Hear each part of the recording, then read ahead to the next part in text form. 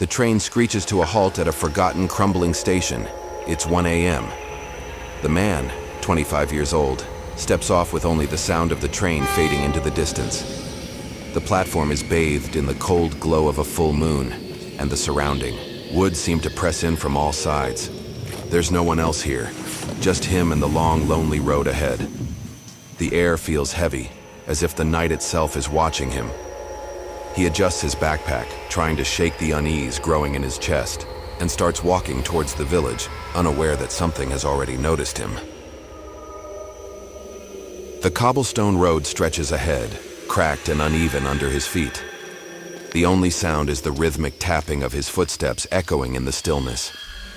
The moon casts long shadows from the twisted trees lining the road, their gnarled branches reaching out like skeletal fingers.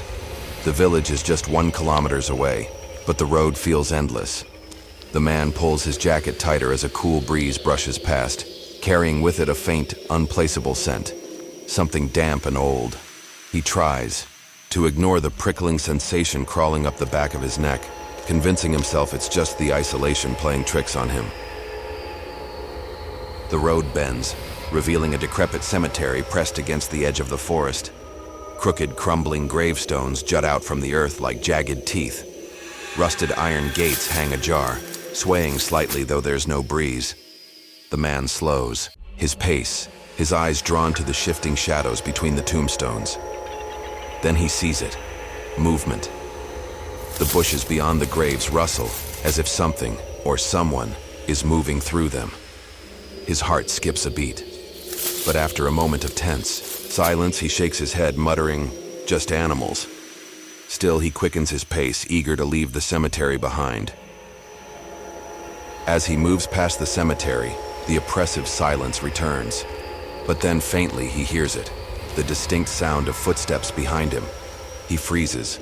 Slowly, he turns around. The road is empty.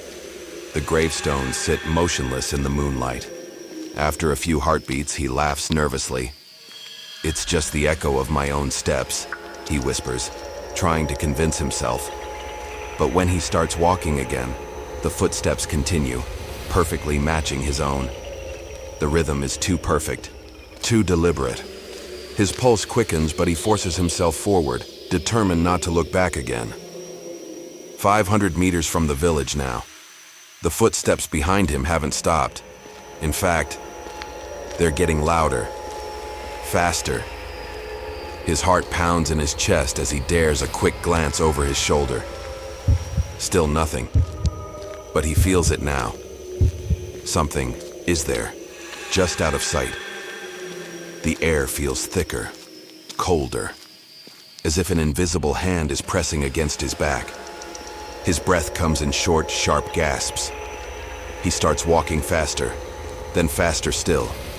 But the footsteps behind him keep pace, closing the gap.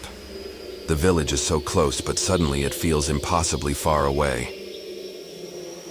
Only a few hundred meters left, but something has changed. The footsteps have stopped, yet the feeling of being watched intensifies. A sudden chill wraps around his spine, prickling his skin like icy fingers. His breath fogs in the air, though. The night isn't that cold. Then he feels it, a shift in the air, a presence so close he can almost hear it breathing. His body stiffens, paralyzed by fear. The village lights flicker just ahead, but his feet feel like lead, slowly, almost against his will.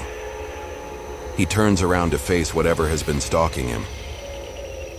Standing just a few feet behind him is a creature pulled from his worst nightmares. A demon, twisted, monstrous, with skin like rotting leather and eyes glowing a deep, malevolent red. Its mouth stretches into a grotesque grin, revealing rows of jagged yellow teeth. The man can't move, can't scream. His body is frozen, every instinct screaming to run, but his legs refuse. The demon steps closer, the sound of its claws scraping against the cobblestones echoing in the silence. The man knows in this moment that his end has come, but fate has one final twist in store. Just as the demon reaches out, a sudden burst of light cuts through the darkness. Headlights. A car, approaching from the village, its engine humming like a lifeline. The demon snarls, its form flickering like smoke under the beams. Then, as the car draws closer, it vanishes, gone, as if it had never been there. The man gasps, his body finally able to move. Without thinking, he stumbles forward, running towards the village, towards safety.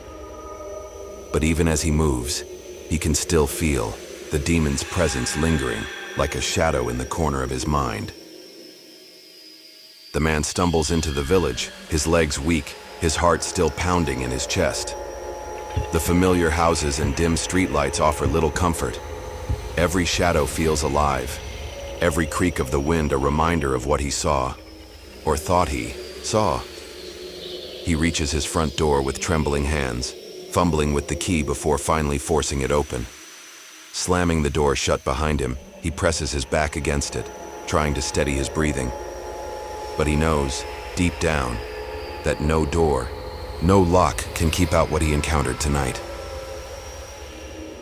Safe inside, the man collapses into a chair, his mind racing.